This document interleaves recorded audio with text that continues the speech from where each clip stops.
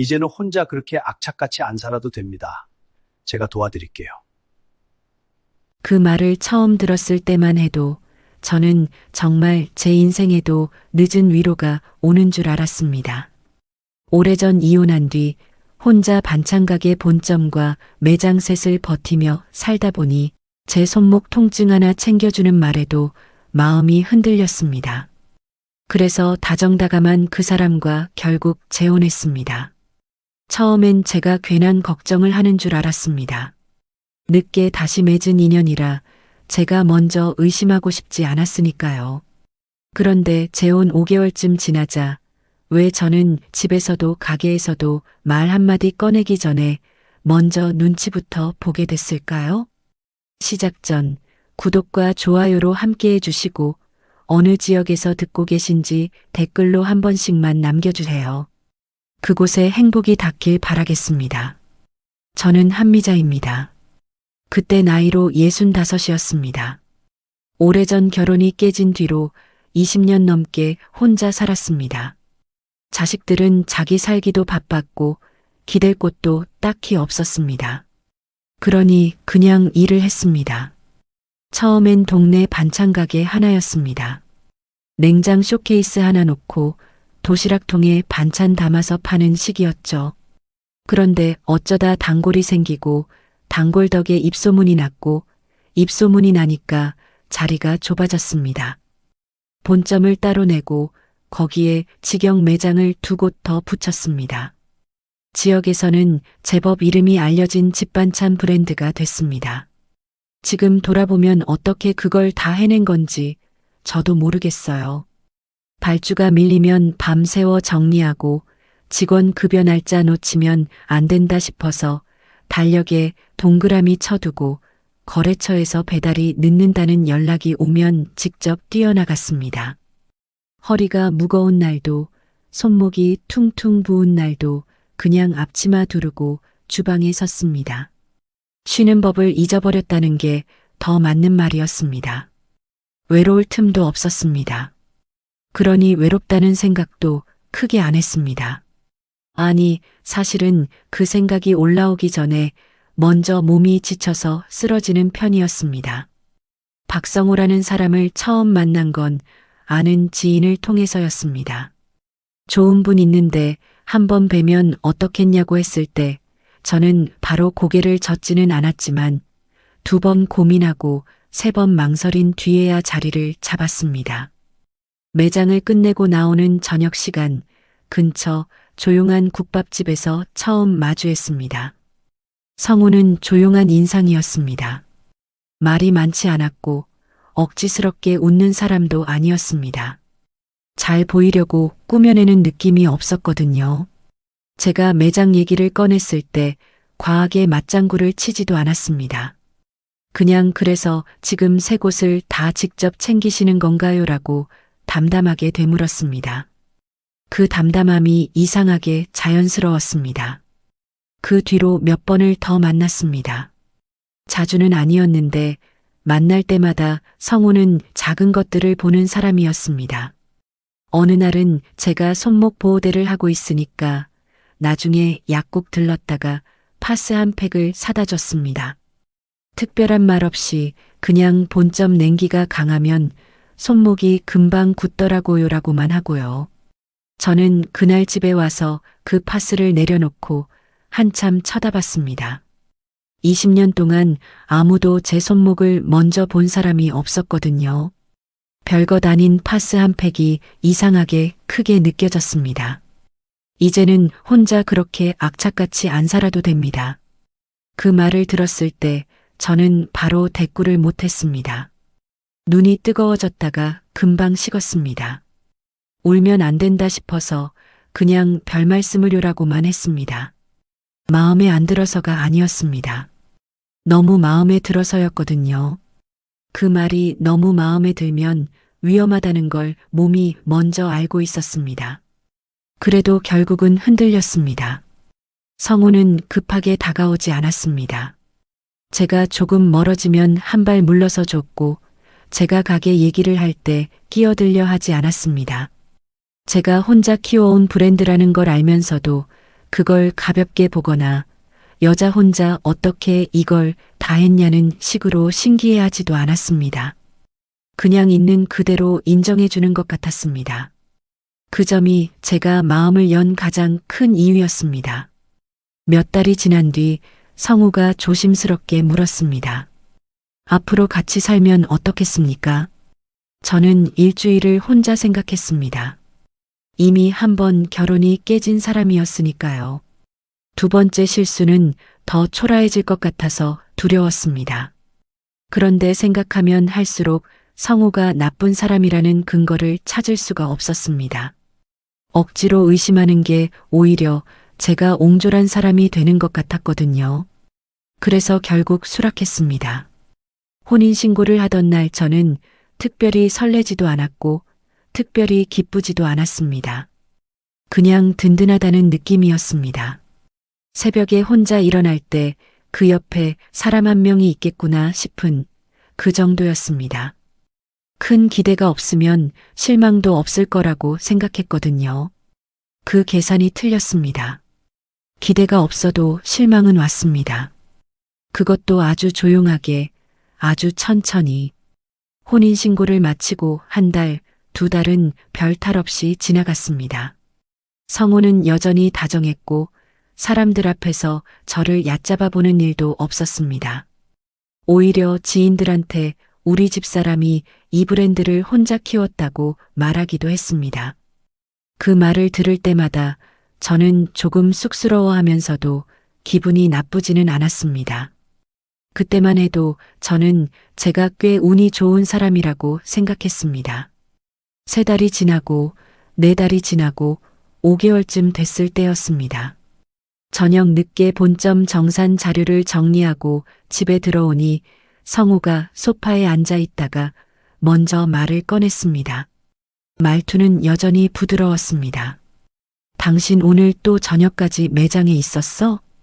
이번 달 정산이 좀 복잡해서요. 손목은 괜찮아?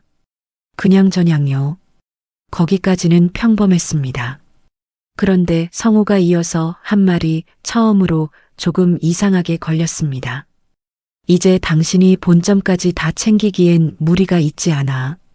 나이도 있고 몸도 있고 괜찮아요. 원래 하던 거예요. 원래 해왔다는 게 계속 할 수 있다는 건 아니잖아. 저는 바로 대꾸를 못했습니다.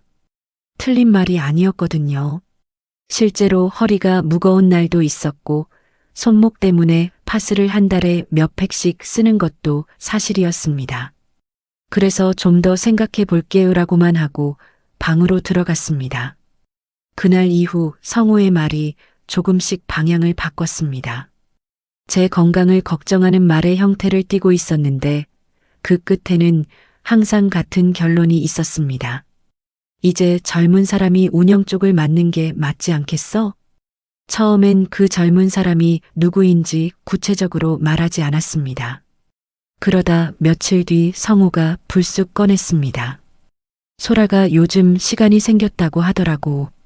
소라 씨가요? 그래. 가족이 가업을 돕는 건 자연스러운 거잖아. 가업. 그 단어를 듣는 순간 이상하게 뭔가 걸렸습니다. 이게 제 가게인데 어느새 가업이 됐구나 싶은 말 한마디가 이렇게 빠르게 자리를 옮기는 거였습니다. 소라는 성우의 딸이었습니다. 그때까지 몇 번 본 적 있었는데 공손하고 조용한 편이었습니다. 딱히 불편한 인상은 아니었어요. 그래서 저는 그냥 지켜보기로 했습니다. 갑자기 강하게 거부하면 제가 이상한 사람이 되는 것 같았거든요. 그게 첫 번째 실수였습니다. 소라가 매장에 드나들기 시작했습니다. 처음엔 정말 조용하게 그냥 구경하는 것처럼 왔습니다. 어머님이 고생이 많으시네요라고 하면서 주변을 살폈습니다. 직원들한테도 인사성이 밝았고 억지로 뭔가를 하려는 것 같지도 않았습니다. 그런데 조금 지나니까 달라졌습니다. 어머님, 이 매장은 배달앱 정산이 어떻게 돼요? 거래처 발주는 어머님이 직접 넣으시는 건가요? 직원 스케줄은 어떻게 짜고 계세요? 질문의 종류가 달라졌습니다. 운영 구조를 파악하는 질문들이었습니다. 저는 그냥 대답해줬습니다. 가족이 관심 갖는 건 나쁜 거 아니라고 스스로한테 말하면서요. 그런데 어느 날 소라가 거래처 담당자와 직원 몇 명이 있는 자리에서 이런 말을 했습니다. 어머님은 이제 레시피만 보셔도 될 것 같아요. 운영은 제가 배우면 되죠. 그 말이 입 밖에 나오는 순간 저는 국자를 들고 있던 손이 잠깐 멈췄습니다. 소라는 웃으면서 말했고 그 말투가 너무 공손해서 오히려 더 이상했습니다. 공손하게 지워지는 느낌이었거든요. 저를 배려하는 말처럼 들렸는데 실제로는 제 자리를 뒤로 미는 말이었습니다. 그것도 사람들 앞에서요. 그날 밤 잠이 잘 오지 않았습니다. 제가 예민한 건가 싶었습니다. 도와주겠다는 말을 제가 너무 심하게 받아들이는 건 아닌가 싶었습니다. 재혼을 한 뒤에 이런 걸로 시끄럽게 구는 제가 문제인 건 아닌가도 싶었습니다. 성우한테 조심스럽게 말을 꺼냈습니다. 소라 씨가 운영을 배우겠다고 하던데 그게 어느 정도 성까지를 말하는 건지 모르겠어요. 성우는 별거 아니라는 듯이 받았습니다. 당신을 편하게 해주려는 건데 왜 그렇게 예민하게 받아들여? 그 한마디로 대화가 끊겼습니다. 저는 그 자리에서 더 이상 말하지 않았습니다. 우기면 제가 예민하고 옹졸한 사람이 되는 구조였거든요. 성우는 여전히 부드러웠고 저는 여전히 이게 정말 배려인지 다른 무언가인지 확신하지 못했습니다. 하지만 이상한 느낌은 사라지지 않았습니다. 사람이 불편할 때는 이유가 있습니다. 그게 명확하게 보이지 않아도 몸이 먼저 알 때가 있거든요. 20년 넘게 혼자 이 일을 해오면서 배운 게 하나 있었습니다. 뭔가 이상하다는 느낌이 들 때 그 느낌을 무시하면 반드시 나중에 후회한다는 거였습니다. 그래서 저는 그냥 계속 지켜보기로 했습니다. 조용하게, 티나지 않게, 아무것도 모르는 사람처럼 매일 새벽 본점 불을 켜는 사람처럼. 재혼 5개월 뒤 그 다정하던 남자가 왜 전혀 다른 방향을 보기 시작했는지 저는 아직 다 알지 못했습니다. 하지만 그 이유는 생각보다 가까운 데 있었습니다. 제가 아픈 게 문제가 아니었어요. 제가 아직도 제 이름으로 단단히 쥐고 있는 것들이 문제였습니다. 그걸 깨닫기까지는 조금 더 시간이 필요했습니다. 소라가 처음 본점에 나타난 날을 저는 아직도 기억합니다. 성우가 며칠 전부터 소라가 한번 와보고 싶다고 하더라고 했을 때 저는 그냥 가볍게 넘겼습니다. 아버지 재혼 상대가 어떤 사람인지 궁금한 거겠지 싶었거든요. 그런데 소라는 저를 보러 온 게 아니었습니다. 매장을 보러 온 거였습니다. 들어오자마자 주방 쪽을 먼저 훑었습니다. 제가 인사를 건네니까 환하게 웃으면서 어머님, 여기가 본점이에요? 생각보다 넓네요라고 했습니다. 그리고는 냉장 쇼케이스 앞에 서서 진열 구조를 보더니 매장마다 진열이 다 다른가요? 라고 물었습니다. 처음 온 사람 치고는 질문이 좀 빨랐습니다. 그래도 저는 그냥 대답해줬습니다. 관심이 많은 사람이구나 싶었습니다. 그런데 그게 시작이었습니다. 소라는 그 다음 주에도 왔습니다. 그 다음 주에도요. 처음엔 일주일에 한 번이더니 어느새 2, 3일에 한 번 꼴이 됐습니다. 올 때마다 어머님 힘드실까 봐요라는 말을 달고 왔는데 그 말이 반복될수록 이상하게 귀에 걸렸습니다. 힘드실까 봐 온다는 사람이 왜 매번 운영 쪽 질문만 하는 건지 싶었거든요. 어머님, 배달앱 정산은 어떻게 되세요? 매장마다 따로 들어와요? 거래처 발주는 직접 넣으시는 거예요? 아니면 직원이에요? 단말기 업체는 어디 거 쓰세요? 수수료가 얼마나 돼요? 질문이 점점 구체적으로 들어왔습니다. 처음엔 그냥 궁금해서 묻는 거라고 생각했습니다. 그런데 어느 날 소라가 직원들한테 직접 말을 거는 걸 봤습니다. 제가 잠깐 주방에 들어간 사이 홀에 있던 직원한테 이것저것 묻고 있었습니다. 스케줄 어떻게 짜는지, 급여는 언제 나오는지, 주방장이 따로 있는지 같은 것들이었습니다. 저는 그걸 보면서 잠깐 멈췄습니다. 왜 직원한테 묻는 걸까? 저한테 물으면 되는데. 그 생각이 스쳤다가 금방 사라졌습니다. 제가 너무 예민하게 보는 건가 싶어서요. 그러다 결정적인 말을 들은 게 그 무렵이었습니다. 거래처 담당자 한 분이 납품 일정 조율하러 본점에 들렀는데 소라가 마침 있었습니다. 저는 주방에서 나오다가 소라가 그 담당자한테 자신을 소개하는 걸 들었습니다. 저는 앞으로 운영 쪽 보는 사람이에요. 저는 그 자리에서 아무 말도 하지 않았습니다. 못 들은 척하고 그냥 나왔습니다. 하지만 속이 이상했습니다. 운영 쪽 보는 사람. 그 말이 머릿속에서 빠져나가지 않았거든요. 저는 소라한테 운영을 맡긴다고 한 적이 없었습니다. 성우한테도 그런 말을 한 적이 없었습니다. 그런데 소라는 이미 자기 소개를 그렇게 하고 다니고 있었습니다. 그날 저녁 성우한테 조심스럽게 말을 꺼냈습니다. 소라 씨가 거래처 담당자한테 자기를 운영 쪽 사람이라고 소개하던데요. 성우는 잠깐 멈추더니 이렇게 말했습니다. 그게 뭐가 문제야? 배우러 다니는 거잖아. 근데 제가 맡긴다고 한 적이 없잖아요. 당신을 편하게 해주려는 건데 왜 그렇게 예민하게 받아들여? 예민하게 받아들인다. 그 말을 들을 때마다 저는 입을 닫았습니다. 왜냐하면 그 다음에 제가 뭔가를 더 말하면 저는 시어머니 자리에서 편해지겠다는 며느리 발목 잡는 옹졸한 사람이 되는 구조였거든요.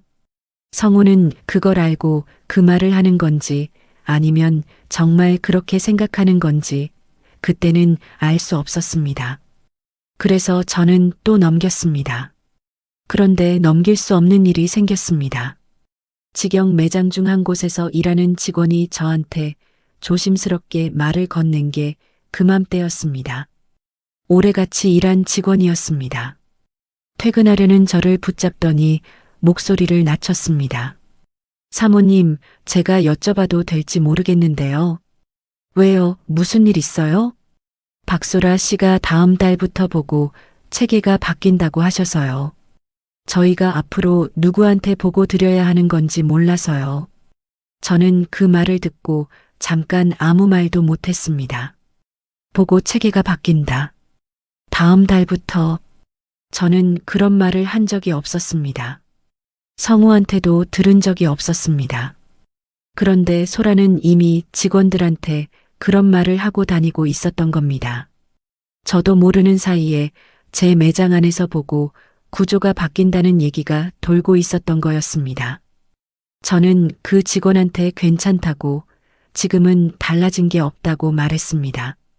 그리고 차에 타서 한참을 그냥 앉아 있었습니다.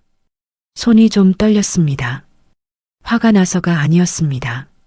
이게 그냥 넘길 일이 아니라는 게 몸으로 먼저 느껴졌기 때문입니다. 집에 들어와서 성우한테 그 얘기를 했습니다. 소라 씨가 직원들한테 보고 체계 바뀐다고 했다는데 그게 무슨 얘기예요? 성우는 잠깐 표정이 굳었다가 금방 풀었습니다. 소라가 좀 앞서 나간 거지. 내가 얘기해 둘게. 앞서 나간 게 아니라 제가 동의한 적 없는 말을 직원들한테 한 거잖아요. 당신이 힘드니까 도우려는 거라고. 왜 자꾸 나쁘게 받아들여? 또 그 말이었습니다. 나쁘게 받아들인다는 말.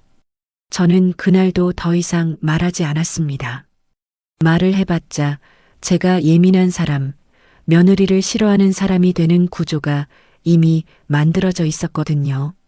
성우가 소라 편을 드는 건지 아니면 이 상황을 이용하는 건지 그때까지도 저는 확신하지 못했습니다. 하지만 그 다음 일이 그 확신을 만들어줬습니다. 본점 건물 재계약이 몇 달 앞으로 다가온 시점이었습니다. 건물관리실장 이상만 씨한테 전화가 왔습니다. 오래 알고 지낸 분이라 말을 편하게 하는 분이었습니다. 사장님, 제가 좀 여쭤봐도 될까요? 네, 말씀하세요. 가족분 쪽에서 미리 운영 승계 얘기를 하시던데 사장님이 말씀하신 거 맞습니까? 저는 그 순간 손에 들고 있던 발주서를 떨어뜨렸습니다. 운영 승계. 그 단어가 머리에 꽂혔습니다. 관리실장한테까지 그런 말이 들어갔다는 건 이게 단순히 소라가 앞서 나간 게 아니라는 뜻이었습니다. 계획이 있다는 뜻이었습니다. 저를 빼고 저 모르게 이미 움직이고 있었다는 뜻이었습니다. 저는 관리실장한테 조용히 말했습니다. 제가 한 말이 아닙니다. 재계약은 제가 직접 연락드릴게요. 전화를 끊고 나서 한동안 자리에 앉아 있었습니다. 그날 저녁이었습니다. 집에 들어오니 성우와 소라가 거실에 앉아 이야기를 나누고 있었습니다. 제가 들어오는 소리를 못 들었는지 아니면 개의치 않았는지 둘 다 목소리를 낮추지 않았습니다. 저는 신발을 벗다가 멈췄습니다. 대표 자리까지 당장 바꾸는 건 무리라도 재계약부터 같이 걸어두면 나중에 수월해. 정산 구조만 들어오면 직원들이야 금방 따라와. 소라의 목소리였습니다. 성우는 듣고 있었습니다. 저는 그 자리에서 아무 소리도 내지 않았습니다. 들어온 척도 하지 않았습니다. 그냥 잠깐 서 있다가 조용히 안방으로 들어갔습니다. 침대 끝에 앉아서 한동안 아무 생각도 하지 않으려고 했습니다. 그런데 생각이 자꾸 들어왔습니다. 건강을 걱정하는 말, 쉬라는 말, 소라가 도와주면 된다는 말, 직원들한테 한 보고, 체계 얘기, 관리실장한테 들어간 운영승계 말, 그리고 방금 들은 그 대화까지 전부 같은 방향이었습니다. 전부 같은 끝을 향하고 있었습니다. 그건 배려가 아니었습니다. 저를 조용히, 천천히, 티나지 않게 빼내는 작업이었습니다. 제가 스스로 물러난 것처럼 보이게 만드는 방식으로요. 그제야 알았습니다. 성우가 재혼 전에 다정했던 건 사실이었습니다. 제 손목을 먼저 본 것도 파스를 사다 준 것도 사실이었습니다. 하지만 그 다정함이 겨냥한 곳은 제 마음이 아니었습니다. 제 마음을 열어서 제자리에 가까워지려던 거였습니다. 저는 그날 밤 결심했습니다. 소리 지르지 않기로 했습니다. 따지지 않기로 했습니다. 왜냐하면 성우는 끝까지 이렇게 나올 사람이었거든요. 오해라고, 당신을 위해서라고, 가족끼리 맞는 게 뭐가 문제냐고. 그렇게 말하면서 저를 예민하고 욕심 많은 사람으로 만들 게 뻔했습니다. 그러니까 저는 다른 방식으로 움직이기로 했습니다. 조용하게, 차갑게, 그리고 단단하게. 20년 동안 혼자 버텨온 사람이었습니다. 좋은 말 한마디에 마음을 열었던 건 실수였지만 그 실수를 수습하는 방법까지 잊어버린 건 아니었습니다. 재계약 날짜는 그대로 두기로 했습니다. 끝내려면 그 자리에서 끝내야 했으니까요. 저는 원래 참는 사람이었습니다. 한번 결혼이 깨지고 나서 혼자 살아온 세월이 그렇게 만들었습니다. 억울한 일이 생겨도 일단 속으로 사귀고 화가 나도 일단 참고 넘기는 게 몸에 배어 있었습니다. 왜냐하면 혼자인 사람이 감정적으로 굴면 손해는 언제나 자기 몫이라는 걸 너무 잘 알고 있었거든요. 그래서 저는 소라가 매장을 드나들고 직원들한테 보고 체계가 바뀐다는 말을 하고 다녀도 일단은 지켜보기로 했습니다. 성우한테 몇 번 말을 꺼내봤지만 돌아오는 건 항상 같은 말이었습니다. 예민하게 받아들이지 말라는 말. 그러니까 저는 예민하지 않은 척 버텼습니다. 그런데 참는데도 한계가 있었습니다. 그 한계가 온 건 생각보다 조용한 방식이었습니다. 큰 싸움이 있었던 것도 아니고 누가 대놓고 나쁜 말을 한 것도 아니었습니다. 그냥 어느 날 아침 본점에 출근해서 직원들 얼굴을 보는데 뭔가 분위기가 이상했습니다. 다들 저한테 말을 걸다가 잠깐 멈추는 것 같은, 뭔가를 알고 있는데 먼저 꺼내지 않는 것 같은 느낌이었습니다. 저는 그냥 평소처럼 주방 점검하고 발주 확인하고 하루를 시작했습니다. 하지만 그 느낌은 하루 종일 사라지지 않았습니다. 퇴근 무렵 주방 직원 한 명이 조용히 다가왔습니다. 오래 같이 일한 사람이었습니다. 말을 꺼내기 전에 한번 주변을 살피더니 목소리를 낮췄습니다. 사모님, 제가 여쭤봐도 될지 모르겠는데요. 왜요? 무슨 일 있어요? 소라 씨가 어제 매장 오셨을 때 다음 달부터 거래처 발주 승인이 소라 씨 쪽으로 넘어온다고 하셔서요. 저희가 그냥 기다리면 되는 건지 몰라서요. 저는 그 말을 듣고 잠깐 아무 말도 하지 못했습니다. 거래처 발주 승인이 넘어온다. 다음 달부터. 발주 승인은 제가 직접 처리해 온 구조였습니다. 어떤 재료를 얼마나 넣을지, 어느 거래처에서 무엇을 받을지는 전부 제 확인이 있어야 움직이는 구조였습니다. 그걸 소라한테 넘긴다는 말을 저는 한 적이 없었습니다. 성우한테도 그런 얘기를 한 적이 없었습니다. 그런데 소라는 이미 직원들한테 그게 기정사실인 것처럼 말하고 다니고 있었습니다. 저는 그 직원한테 조용히 말했습니다. 달라지는 거 없어요. 발주는 제가 계속 확인합니다. 직원은 그제야 좀 안도하는 표정을 지었습니다. 저는 차에 타고 나서 한동안 시동을 걸지 않았습니다. 목이 잠겼습니다. 화가 나서가 아니었습니다. 이게 얼마나 깊이 들어와 있는지가 느껴졌기 때문이었습니다. 소라가 매장을 드나든 게 몇 달이었는데 그 몇 달 동안 저 모르게 이미 직원들 사이에서 자기 자리를 만들어 놓고 있었던 겁니다. 그날 저녁 성우한테 말했습니다. 소라 씨가 발주 승인이 자기한테 넘어온다고 직원들한테 얘기하고 다니던데요. 성우는 잠깐 표정이 굳었다가 금방 풀었습니다. 소라가 좀 앞서간 거지. 내가 얘기해 둘게. 앞서간 게 아니에요. 제가 동의한 적 없는 말을 직원들한테 한 거잖아요. 당신이 힘드니까 도우려는 거라고. 그걸 왜 자꾸 나쁘게 봐? 저는 더 이상 말하지 않았습니다. 왜냐하면 성우는 항상 이 자리에서 소라를 감쌌거든요. 제가 뭔가를 짚으면 소라가 앞서간 거라고 했습니다. 소라가 열심히 하려는 거라고 했습니다. 제가 예민하게 받아들이는 거라고 했습니다. 그 구조가 너무 반복됐습니다. 저는 이 구조 안에서 말을 해봤자 이길 수 없다는 걸 알았습니다. 그래서 저는 그날부터 말 대신 눈을 쓰기로 했습니다. 보기 시작한 겁니다. 제대로. 소라가 매장에 올 때마다 뭘 보고, 뭘 묻고, 누구한테 무슨 말을 하는지, 거래처 담당자들한테 자기를 어떻게 소개하는지, 직원들이 소라를 어떻게 대하기 시작했는지, 그걸 전부 기억해 두기 시작했습니다. 그러던 어느 날이었습니다. 병원 예약이 있어서 오전에 잠깐 본점을 비웠습니다. 손목 때문에 정형외과를 다니고 있었는데 그날따라 대기가 길어서 2시간 가까이 자리를 비웠습니다. 돌아와서 주방 점검을 하다가 서류함 쪽을 보니 뭔가 위치가 달라진 것 같았습니다. 제가 항상 같은 자리에 두는 사람이라 조금만 달라져도 티가 났거든요. 본점 서류함에는 임대차 계약 파일과 정산 관련 자료, 거래처, 계약서 사본이 들어 있었습니다. 저는 그날 매장 CCTV를 돌려봤습니다. 처음엔 그냥 혹시나 하는 마음이었습니다. 설마 싶었거든요. 그런데 설마가 맞았습니다.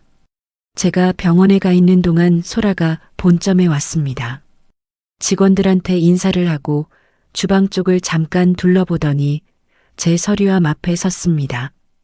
그리고 서류함을 열었습니다. 임대차 계약 파일을 꺼내서 펼쳐봤습니다. 정산 자료가 든 폴더도 들여다봤습니다. 몇 분을 그렇게 서류를 들여다보다가 다시 제자리에 넣고 서류함을 닫았습니다. 저는 그 영상을 보면서 아무 말도 나오지 않았습니다. 숨이 막혔습니다. 화가 난다기보다 이게 지금 현실이구나 싶은 감각이 먼저 왔습니다. 소라가 서류함을 뒤진 건 충동적인 행동이 아니었습니다. 제가 없는 시간을 알고 그 틈을 노려서 온 거였습니다. 임대차 계약서를 확인하고 정산 구조를 파악하려던 거였습니다. 왜냐하면 그게 있어야 다음 단계를 움직일 수 있으니까요. 그제야 모든 게 맞아 들어갔습니다. 건강을 걱정하던 말, 쉬라던 말, 소라가 도와주면 된다던 말, 직원들한테 보고 체계 바뀐다던 말, 거래처에 자기를 운영자처럼 소개하던 것, 관리실장한테 들어간 운영관계 얘기, 그리고 제가 없는 틈에 서류함을 뒤진 것까지 전부 같은 그림이었습니다. 처음부터 판이 있었습니다. 성우가 저한테 다가왔을 때부터 이미 그림이 있었는지는 모르겠습니다. 그건 지금도 확실하지 않습니다. 하지만 적어도 재혼을 하고 나서 제 가게의 구조가 어떻게 돌아가는지 파악이 된 순간부터는 분명히 방향이 정해졌습니다. 제가 스스로 물러나게 만들거나 아니면 제가 모르는 사이에 구조를 바꿔버리거나 둘 중 하나였습니다. 그리고 저는 그 사실을 너무 늦게 알았습니다. 아니, 늦지는 않았습니다. 다행히 아직 재계약이 남아 있었습니다. 그날 저녁 저는 성우한테 아무 말도 하지 않았습니다. 소라를 봤냐고도 묻지 않았습니다. 그냥 평소처럼 밥 먹고 평소처럼 방에 들어갔습니다. 하지만 속으로는 이미 다음 단계를 생각하고 있었습니다. 이걸 감정으로 풀면 안 됩니다. 소리를 질러봤자 성우는 오해라고 할 게 뻔했습니다. 소라는 그런 뜻이 아니었다고 할 게 뻔했습니다. 제가 증거 없이 서류함 얘기를 꺼내면 오히려 제가 소라를 의심하는 나쁜 사람이 되는 구조였습니다. 그러니까 저는 증거가 필요했습니다. 다음 날 아침 저는 오래 거래해온 세무사 김세은 씨한테 전화를 했습니다. 최근 몇 달 자료를 한번 같이 보고 싶다고 했습니다. 이상한 게 있는지 확인하고 싶다고요. 세은 씨는 바로 시간을 잡아줬습니다. 세무사 사무실에 앉아서 자료를 펼쳐놓고 보는데 세은 씨가 먼저 짚었습니다. 사장님, 이거 보셨어요? 뭔데요? 본점 단말기 업체에 명예 변경 가능 여부 문의가 들어간 기록이 있어요. 사장님이 하신 거 아니죠? 저는 그 말을 듣고 잠깐 굳었습니다. 단말기 명예 변경 문의. 저는 그런 연락을 한 적이 없었습니다. 세은 씨가 계속 말했습니다. 그리고 이쪽 배달앱 관리자, 계정에 접근을 시도한 로그가 남아 있어요. 사장님 기기가 아닌 다른 기기에서요. 숨이 잠깐 멈추는 것 같았습니다. 단말기 명의를 바꾸면 정산 계좌가 바뀝니다. 배달앱 관리자 계정을 넘기면 주문과 매출 흐름이 바뀝니다. 그 두 가지만 장악해도 매장 운영의 실질적인 권한은 명의와 상관없이 넘어가는 거였습니다. 소라가 서류함에서 확인하려 했던 게 바로 이 구조였습니다. 어디를 건드려야 하는지를 파악하려던 거였습니다. 저는 세은 씨한테 말했습니다. 이 기록들 다 보관해 주실 수 있어요? 세은 씨는 말없이 고개를 끄덕였습니다. 그리고 덧붙였습니다. 사장님, 거래처 쪽에서 저한테 한번 연락이 왔었어요. 따님이 대표님이 몸이 안 좋아서 앞으로 자기가 본다고 하시던데 세금 계산서 수신처를 바꿔도 되냐고요. 그래서요? 제가 사장님한테 먼저 확인해야 한다고 했죠. 저는 고맙다는 말을 했는데 목소리가 제대로 나오지 않았습니다. 세무사 사무실을 나와서 차에 앉았습니다.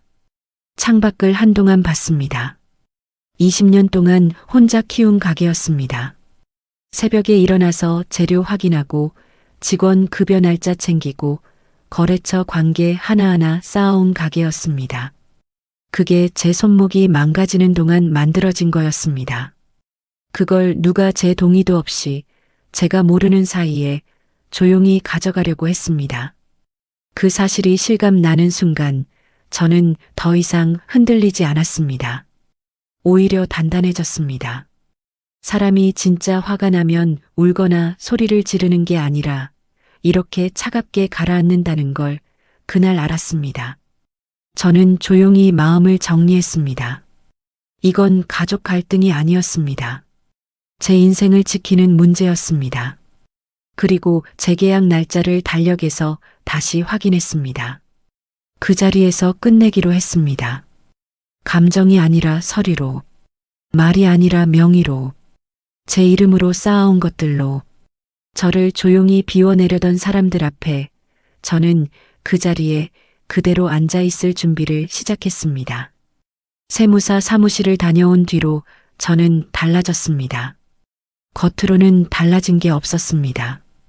여전히 새벽에 일어났고, 여전히 본점 주방 불을 켰고, 여전히 성우한테 밥 차려주고 퇴근하고 돌아왔습니다. 소라가 매장에 와도 평소처럼 대했습니다. 웃으면서 받았고, 질문하면 대답해줬고, 아무것도 눈치채지 못한 사람처럼 굴었습니다. 하지만 속으로는 완전히 다른 사람이 되어 있었습니다. 20년 동안 혼자 버텨온 사람이었습니다.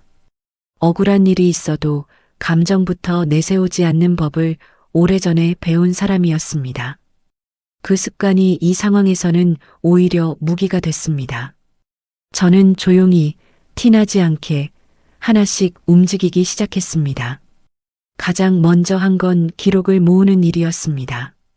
세은 씨가 이미 단말기 명의 변경 문의 기록과 배달앱 접근 로그를 확보해뒀다고 했습니다. 저는 거기에 더해서 직접 챙길 수 있는 것들을 하나씩 정리하기 시작했습니다. 거래처 담당자들한테 조용히 연락을 돌렸습니다. 소라가 자기를 어떻게 소개했는지, 어떤 말을 했는지 확인하기 위해서였습니다. 그 과정에서 생각보다 많은 게 나왔습니다. 한 거래처 담당자가 말했습니다. 사장님, 따님이 대표님이 몸이 안 좋아서 앞으로 자기가 본다고 하시던데요. 발주 연락처 바꿔도 되냐고 하셔서 일단 기다리고 있었어요. 또 다른 거래처에서는 이런 말을 했습니다. 소라 씨가 계약 구조를 한번 검토하고 싶다고 하셔서 자료를 보내드렸는데 사장님이 요청하신 건 아니었나요? 저는 그 말을 들을 때마다 목소리를 유지하는 게 쉽지 않았습니다.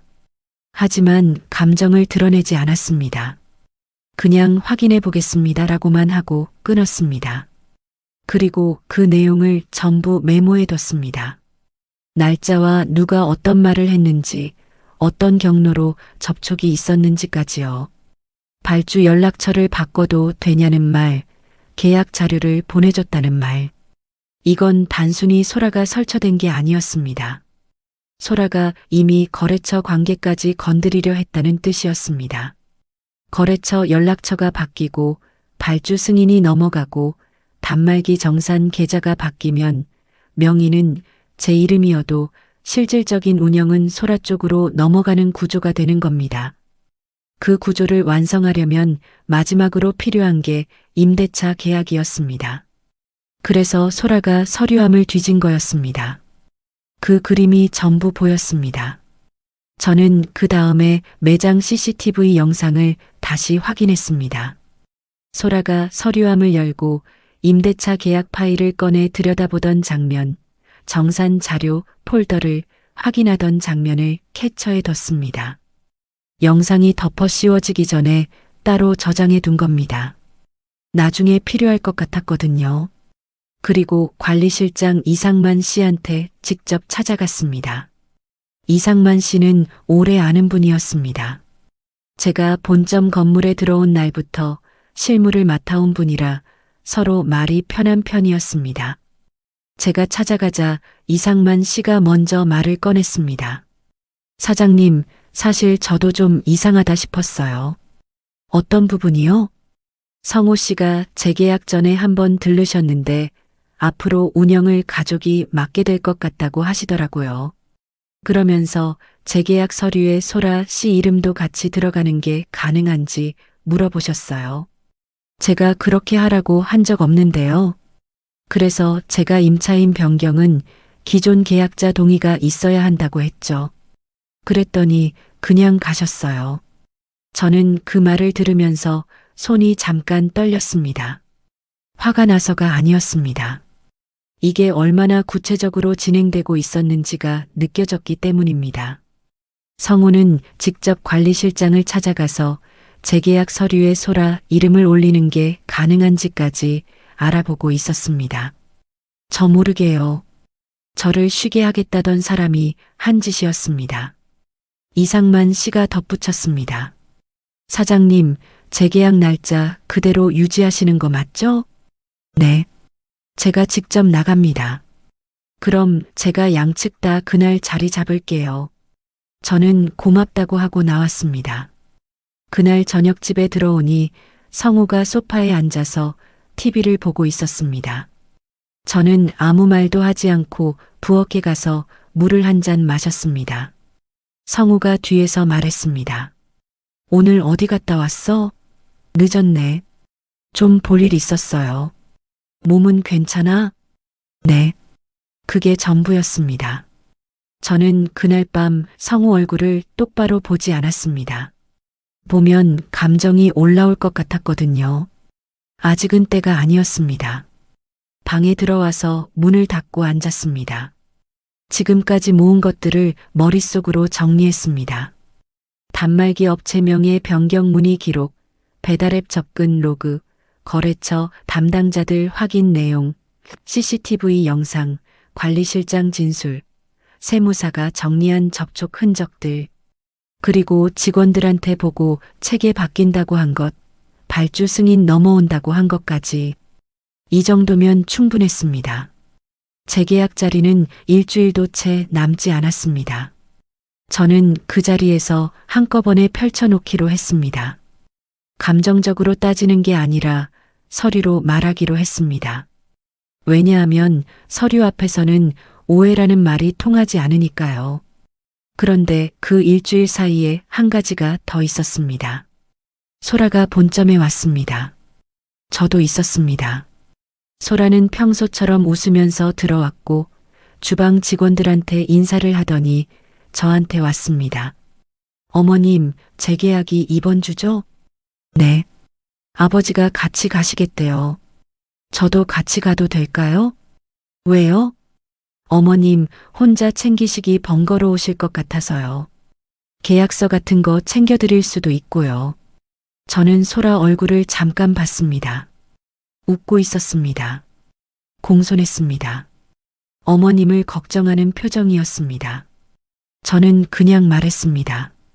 그래요. 같이 오세요. 소라는 환하게 웃었습니다. 제가 허락한 줄 알았겠죠.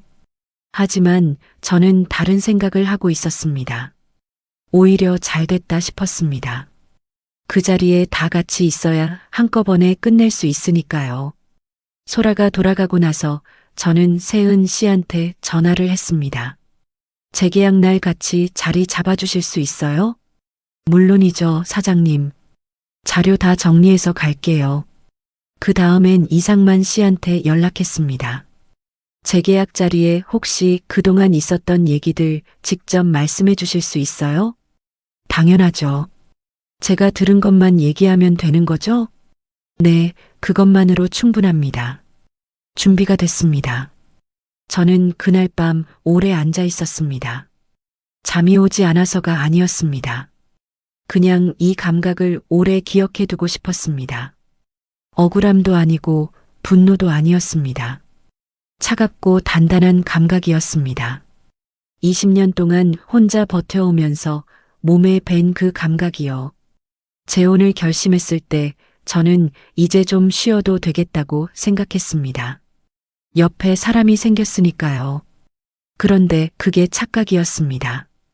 그 사람이 제 쉬는 모습을 원했던 게 아니라 제가 물러난 자리를 원했던 거였습니다. 하지만 저는 물러날 생각이 없었습니다. 제 이름으로 키운 가게였습니다. 제 손목이 망가지는 동안 만들어진 브랜드였습니다. 그게 다정한 말 몇 마디에 걱정하는 척 몇 번에 넘어갈 이유가 없었습니다. 재계약 날짜가 다가왔습니다. 저는 사업자 등록증 원본을 꺼냈습니다. 본점과 각 매장 임대차 계약서를 챙겼습니다. 카드 단말기 정산 계좌 자료, 배달앱 관리자, 계정 등록 내역, 거래처 발주 승인 번호 자료까지 전부 파일에 넣었습니다.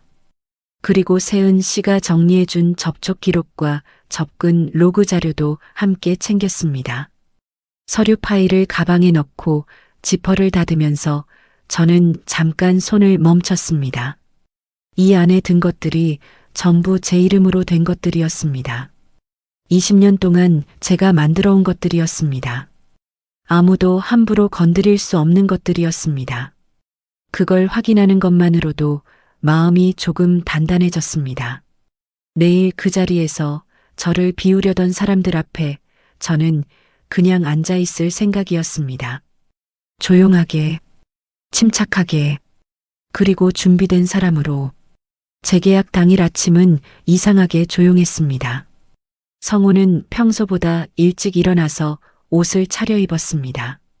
넥타이까지 맸습니다. 저는 그걸 보면서 아무 말도 하지 않았습니다. 그 사람 눈에는 오늘이 마무리하는 날이었겠죠. 오래 준비해 온 것들을 정리하는 날.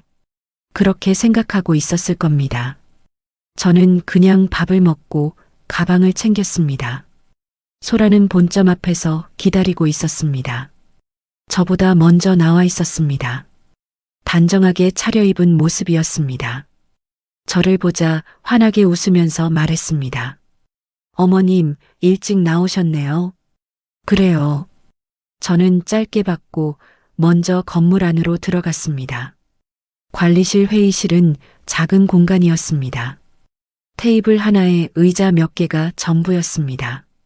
이상만 씨가 이미 자리를 잡고 있었고 세은 씨도 와 있었습니다. 제가 들어서자 이상만 씨가 눈으로 인사를 건넸습니다. 세은 씨는 자료 파일을 테이블 위에 올려놓고 있었습니다. 성우와 소라가 들어왔습니다. 소라는 세은 씨와 이상만 씨를 보더니 잠깐 표정이 굳었다가 금방 풀었습니다. 성우는 자리에 앉으면서 이상만 씨한테 가볍게 인사를 건넸습니다. 분위기를 읽지 못한 건지 아니면 읽고도 모른 척한 건지는 모르겠습니다. 자리가 잡히자 소라가 먼저 말을 꺼냈습니다. 어머님은 이제 조리 쪽만 보시면 되고요. 운영은 제가 정리해서 가면 될 것 같아요. 재계약도 그런 방향으로 구조를 잡으면 어떨까 해서요. 말투는 지나치게 공손했습니다. 마치 제가 이미 동의한 것처럼 오늘은 그냥 서류만 마무리하면 되는 것처럼 말했습니다.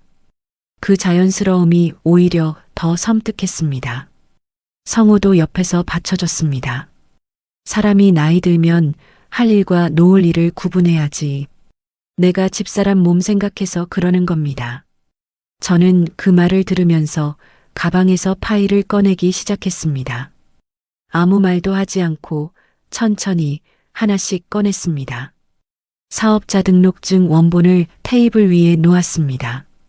본점 임대차 계약서를 그 옆에 놓았습니다. 직영 매장 두 곳의 임대차 계약서도 나란히 놓았습니다. 카드 단말기 정산 계좌 자료, 배달앱 관리자, 계정 등록 내역, 주요 거래처 발주 승인 번호 자료까지 차례로 꺼냈습니다.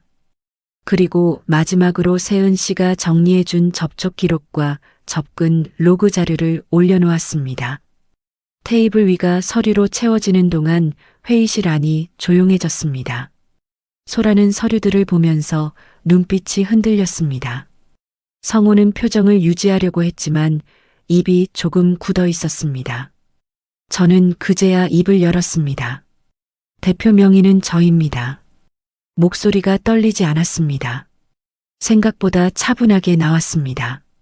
재계약 동의도 제 서명이 없으면 진행되지 않습니다. 본점도 각 매장도 전부 마찬가지입니다. 소라가 뭔가 말하려고 입을 열었지만 저는 계속했습니다. 정산 구조도 각 매장 발주 승인도 배달앱 관리자, 계정도 전부 제 이름으로 묶여 있습니다.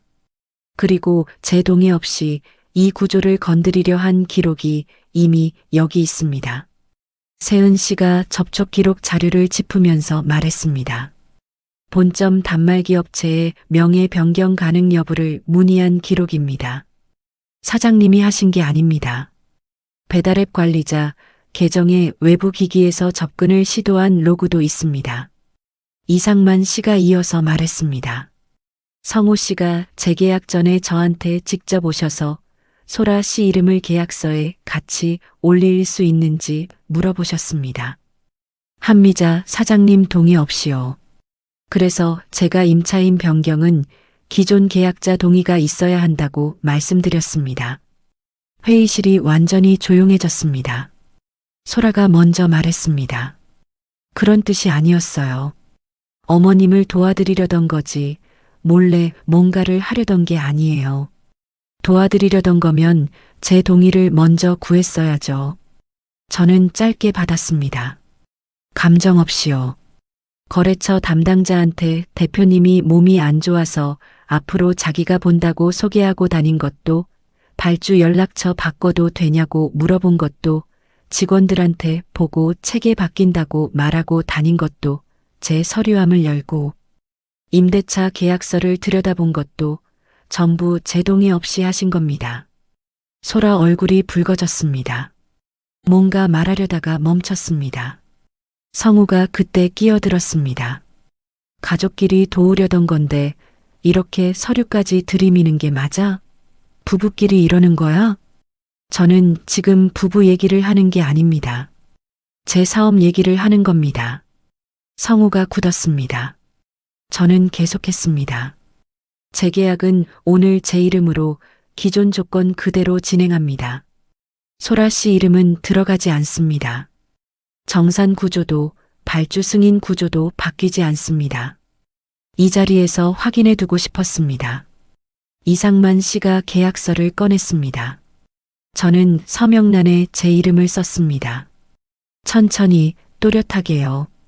소라는 그 모습을 보면서 아무 말도 하지 못했습니다.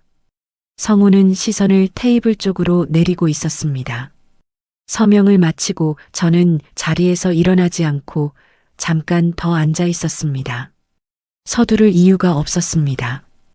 그리고 마지막으로 이렇게 말했습니다. 저는 쉬고 싶지 않다고 한 적 없습니다. 다만 제 자리를 남 좋은 일 하듯 내어줄 생각은 없었습니다. 소라는 고개를 들지 못했습니다. 성우는 입을 열었다가 다시 닫았습니다. 저는 파일을 정리해서 가방에 넣고 자리에서 일어났습니다. 회의실을 나오면서 복도 창문으로 바깥을 잠깐 봤습니다. 평범한 오전이었습니다. 시장 쪽에서 오가는 사람들이 보였고 본점 앞 골목에는 배달 오토바이가 지나가고 있었습니다. 아무것도 달라진 게 없는 풍경이었습니다. 그런데 저는 달라져 있었습니다. 세은 씨가 옆에서 조용히 말했습니다. 사장님, 수고하셨어요. 고마워요. 덕분에 잘 됐어요. 이상만 씨도 나오면서 말했습니다. 앞으로도 재계약은 사장님이랑 직접 하겠습니다. 네, 그렇게 해주세요. 주차장으로 나오면서 뒤를 돌아보지 않았습니다. 성우와 소라가 회의실에서 어떤 표정으로 나올지, 어떤 말을 나눌지 궁금하지 않았습니다. 왜냐하면 이미 끝난 자리였거든요. 제가 준비한 것들이 그 자리에서 전부 제 역할을 했습니다. 더 볼 게 없었습니다. 차에 타고 나서 핸들을 잡고 잠깐 앉아 있었습니다. 손이 떨리지 않았습니다. 그게 신기했습니다. 그 자리에 들어가기 전까지는 떨릴 것 같았거든요. 그런데 서류를 꺼내는 순간부터 이상하게 차분해졌습니다. 20년 동안 혼자 버텨온 시간이 그 순간 몸 안에서 다 쏟아져 나온 것 같았습니다. 저는 본점으로 돌아갔습니다.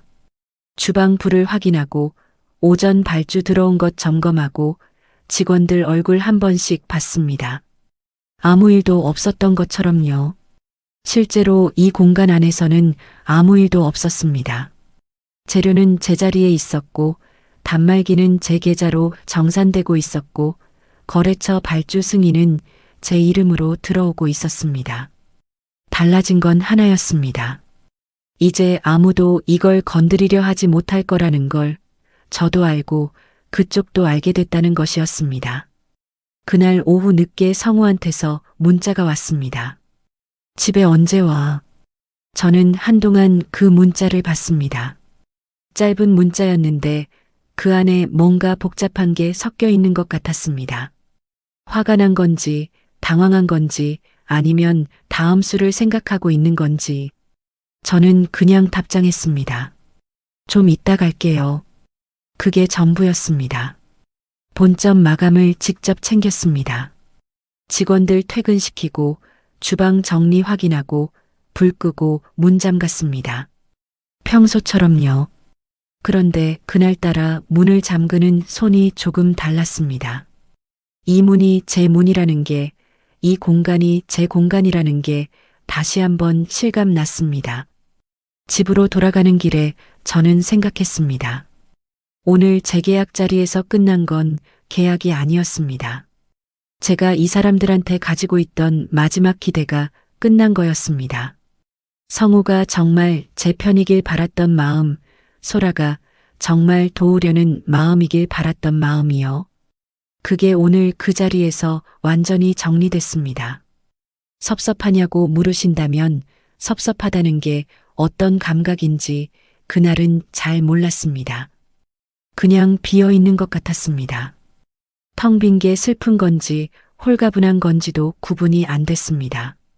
집 앞에 차를 세우고 잠깐 앉아 있었습니다. 들어가면 성우가 있을 겁니다. 뭔가 말을 꺼낼 겁니다. 오해라고 할 수도 있고 서운하다고 할 수도 있고 아니면 가족끼리 왜 그러냐고 할 수도 있었습니다. 어떤 말이 나와도 저는 이미 알고 있었습니다. 그 말들이 저를 흔들 수 없다는 걸요. 왜냐하면 저는 오늘 그 자리에서 이미 제 자리를 지켜냈거든요. 그것만으로 충분했습니다. 지금은요. 하지만 이게 끝이 아니라는 것도 알고 있었습니다. 재계약 자리 하나로 이 결혼이 정리되는 게 아니었으니까요. 진짜 마무리는 아직 남아 있었습니다. 그걸 어떻게 끝낼지는 이미 마음속에 정해져 있었습니다. 재계약 자리가 끝나고 집에 들어간 날 밤, 성우는 말이 없었습니다. 소파에 앉아서 TV를 보는 척했지만 화면을 보고 있는 게 아니었습니다. 저도 말을 꺼내지 않았습니다. 부엌에서 물을 한 잔 마시고 씻고 방에 들어갔습니다. 그날 밤 우리는 같은 집에 있었지만 아무 말도 나누지 않았습니다. 그 침묵이 불편하지 않았습니다. 오히려 그게 더 정확한 것 같았습니다. 이미 할 말이 다 끝난 사람들의 침묵이었거든요. 다음 날 아침 성우가 먼저 말을 꺼냈습니다. 어제 일은 좀 심했던 거 아니야. 저는 밥을 먹다가 숟가락을 내려놓지 않고 그냥 대답했습니다. 어떤 부분이요? 부부끼리 그 자리에서 서류를 들이미는 게 맞냐고. 소라도 있는 자리에서 소라 씨가 있어서 한 겁니다. 당사자니까요. 당신이 너무 몰아붙인 거야. 저는 제 가게 재계약을 제 이름으로 한 겁니다. 몰아붙인 게 아니에요. 성우는 입을 다물었습니다. 반박할 말을 찾는 것 같았는데 마땅한 말이 없었는지 그냥 수저를 들었습니다. 저는 밥을 다 먹고 자리에서 일어났습니다. 그게 그날 대화의 전부였습니다. 그런데 며칠이 지나면서 성우의 방식이 달라졌습니다. 처음엔 화를 냈습니다. 그깟 가게 때문에 사람을 이렇게까지 몰아붙이냐고 했습니다. 부부끼리 서류 들이미는 게 정상이냐고도 했습니다. 저는 그 말을 들을 때마다 짧게 받고 넘겼습니다. 싸우지 않았습니다. 감정적으로 받아치지 않았습니다. 왜냐하면 그렇게 하면 제가 예민한 사람이 되는 구조가 다시 만들어지거든요. 저는 그 구조 안으로 들어가지 않기로 했습니다. 화가 통하지 않자 이번엔 불쌍한 척이 시작됐습니다. 소라가 철이 없어서 그랬다. 내가 잘못 가르친 거다. 나는 그냥 당신 건강이 걱정됐을 뿐이다. 이번 한 번만 덮고 가자. 우리가 왜 이래야 하냐? 그 말을 듣는 순간 가슴 어딘가가 잠깐 흔들렸습니다.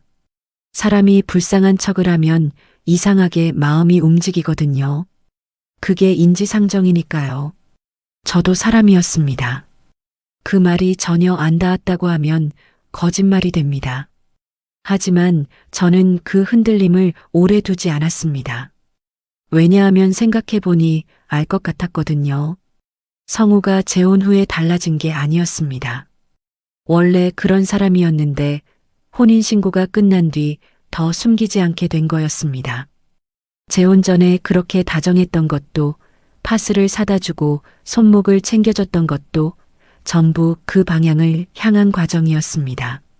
처음부터 저라는 사람을 좋아했던 게 아니라 저라는 사람이 가진 것을 봤던 겁니다. 그걸 알게 된 순간 흔들림이 사라졌습니다. 저는 변호사를 선임했습니다. 법률 이혼을 결심한 건 재계약 자리 직후부터였습니다.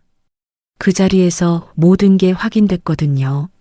성우가 저를 배려한 게 아니라는 것, 소라가 도우려 했던 게 아니라는 것, 그리고 그 두 사람이 함께 제 자리를 정리하려 했다는 것이 다 드러났습니다. 그 정도면 이 결혼을 계속 유지할 이유가 없었습니다. 변호사를 처음 만났을 때 저는 그동안 모아둔 것들을 전부 꺼냈습니다. 성우와 주고받은 문자 내역, 소라와 나눈 대화 기록, 거래처 담당자들한테 확인한 내용, 직원들, 진술, 단말기 업체 명의 변경 문의 기록, 배달앱 접근 로그, 관리실장 이상만 씨가 확인해 준 내용, CCTV 영상, 그리고 세은 씨가 정리해 준 접촉 기록까지 재계약 자리에서 오간 내용도 정리해서 넘겼습니다. 변호사가 자료를 검토하면서 말했습니다. 사업 운영 개입 시도, 정산 구조 변경 접근, 계약 개입, 그리고 지속적인 심리적 압박 정황이 충분히 있습니다. 이걸로 될까요? 됩니다. 혼인 기간이 길지 않아도 이 정도 정황이면 충분합니다. 저는 그 말을 듣고 잠깐 눈을 감았습니다. 늦게한 재혼이었습니다. 혼인 기간도 짧았습니다. 그래서 법적으로 복잡할 수 있다고 걱정했는데 오히려 기간이 짧았던 덕에 얽힌 것도 적었습니다. 재산 분할이나 위자료 문제도 제 사업 명의가 처음부터 끝까지 저한테 있었기 때문에 크게 복잡하지 않았습니다. 성우는 처음엔 협의 이혼을 원했습니다. 조용히 끝내자. 서로 체면이 있으니까. 저는 조용히 끝내는데 동의합니다. 하지만 법적으로 정리되어야 합니다. 변호사까지 선임한 거야? 네. 성우 얼굴이 굳었습니다. 그러더니 체면을 세우고 싶어서인지 이런 말을 했습니다. 내가 잘못한 게 있으면 사과할게. 소라도 그렇고. 근데 이혼까지 해야 해?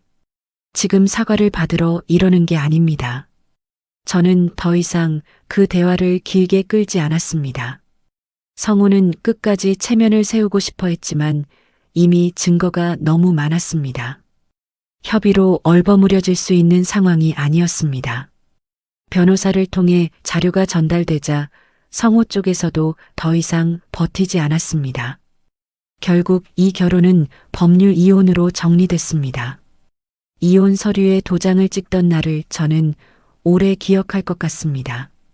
특별한 감정이 있었냐고 물으신다면 솔직히 말하기 어렵습니다. 홀가분하기도 했고 허탈하기도 했습니다. 왜 이 나이에 이런 일을 겪어야 하나 싶은 생각도 잠깐 들었습니다. 하지만 그보다 더 강하게 느낀 건 다른 감각이었습니다. 이제 내 것이 온전히 내 것이 됐다는 감각이었습니다. 누군가 내 자리를 노리는 사람이 더 이상 내 집에 없다는 감각이요. 그게 다른 어떤 감정보다 컸습니다. 이혼이 정리되고 나서 저는 운영 구조를 다시 손봤습니다. 혼자 다 끌어안던 방식을 조금 바꿨습니다. 매장 권한 체계를 명확하게 정리했습니다. 어느 직원이 어떤 권한까지 갖는지, 발주 승인 구조는 어떻게 되는지, 정산 확인은 누가 하는지를 문서로 만들었습니다. 그리고 일부 실무는 오래 믿고 일해온 직원한테 나눴습니다. 제가 없어도 돌아가는 구조를 만든 겁니다. 단 제가 없어도 돌아가는 구조지 제 권한이 없어도 돌아가는 구조는 아니었습니다. 그 차이는 확실하게 지켰습니다. 브랜드 상표 관리도 더 단단히 했습니다.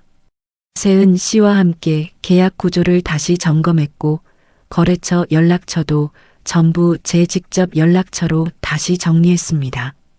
누군가 또 건드리려 해도 예전처럼 쉽게 파고들 수 없는 구조로요. 그렇게 한 달이 지나고 두 달이 지났습니다. 시장은 여전히 새벽에 열렸습니다. 재료 들어오는 거 확인하고 발주 점검하고 직원들 얼굴 보고 하루를 시작하는 것도 여전했습니다.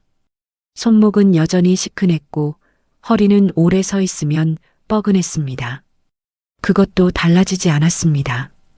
달라진 게 있다면 딱 하나였습니다. 본점 주방 불을 켤 때 이 불이 제 불이라는 게 이제는 아무런 의심 없이 느껴졌습니다. 예전에는 그게 당연했는데 한동안은 그게 흔들렸었습니다. 제 가게 안에서 제 자리가 어디인지 눈치를 보게 됐던 시간이 있었습니다. 그 시간이 이제는 지나갔습니다. 어느 날 아침 주방에서 혼자 재료를 손질하다가 문득 그 생각이 났습니다. 성우가 처음 파스를 사다 줬던 날. 이제는 혼자 그렇게 악착같이 안 살아도 됩니다라고 했던 그 말. 그때 제가 눈이 뜨거워졌다가 금방 식었던 것. 그 말이 너무 마음에 들어서 위험하다는 걸 몸이 먼저 알았다던 것. 몸이 먼저 알았는데도 저는 결국 마음을 열었습니다. 그게 실수였냐고 물으신다면 지금도 잘 모르겠습니다. 외로운 사람이 따뜻한 말에 마음을 여는 건 잘못이 아닐 수도 있으니까요. 잘못은 그 마음을 이용한 쪽에 있었습니다. 하지만 한 가지는 확실하게 알았습니다. 다정한 말과 끝까지 내 편이라는 말은 같지 않다는 거였습니다. 사람이 좋다는 것과 그 사람을 믿어도 된다는 것도 같지 않다는 거였습니다. 그 차이를 이 나이에 다시 배웠습니다. 늦게 배운 거라고 할 수도 있지만 안 배우는 것보다는 나았습니다. 재료 손질을 마치고 주방을 정리하면서 저는 잠깐 손을 멈췄습니다. 손목이 시큰했습니다. 늘 그랬던 것처럼요. 가만히 한쪽 손으로 반대편 손목을 감싸쥐고 잠깐 눌러줬습니다. 예전에도 이렇게 했었습니다. 혼자이던 시절에도, 재혼하던 시절에도, 그리고 지금도 달라진 건 없었습니다. 이 손목이 20년 동안 버텨온 거라는 것, 앞으로도 제가 직접 챙겨야 한다는 것, 그게 조금도 달라지지 않았습니다. 늦게한 재혼은 끝났습니다. 하지만 늦게라도 제자리를 지켜낸 건 결코 늦지 않았습니다. 본점 주방 불은 오늘도 켜져 있습니다. 제 손으로요. 끝까지 들어주셔서 감사합니다. 구독과 좋아요는 다음 이야기를 이어갈 힘이 됩니다. 그리고 주인공에게 한 줄 응원을 댓글로 남겨주시면 그 마음까지 함께 전해두겠습니다.